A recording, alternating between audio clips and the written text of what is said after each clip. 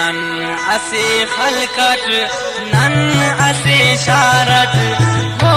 गने हम पकी हम पराओ दे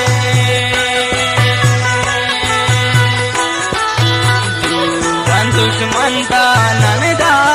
मजबूरुन हो गने उर पकी उर पराओ दे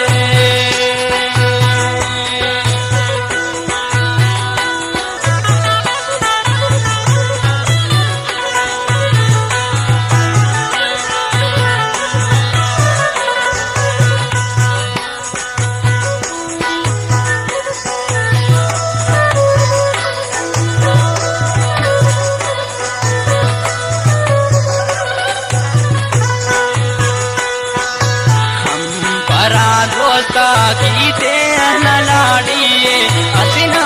रवा सेना ओ जे लड़के जिए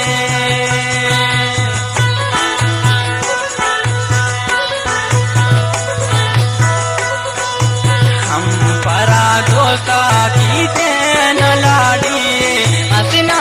रवा सेना ओ जे लड़के जिए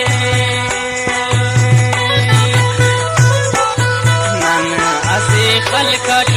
नन असे शारट हो गने हम पकी हम पराओ दे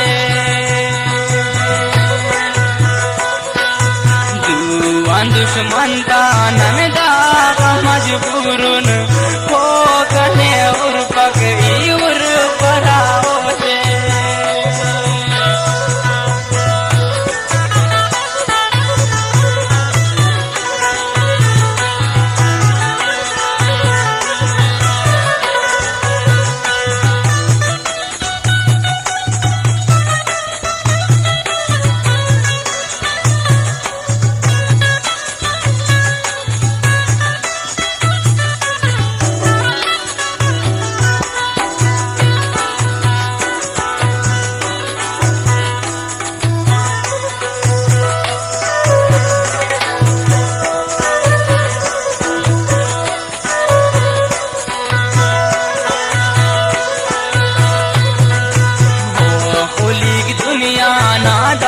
शगाना प्यान दाखल कटी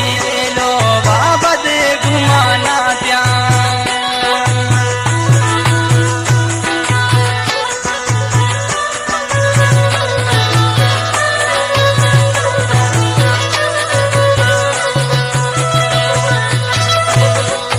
हो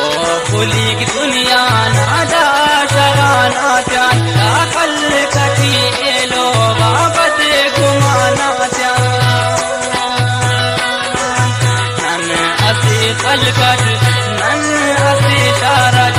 हो गने हम पकी हम पराओ दे दुश्मन ता नन दा मजबूरुन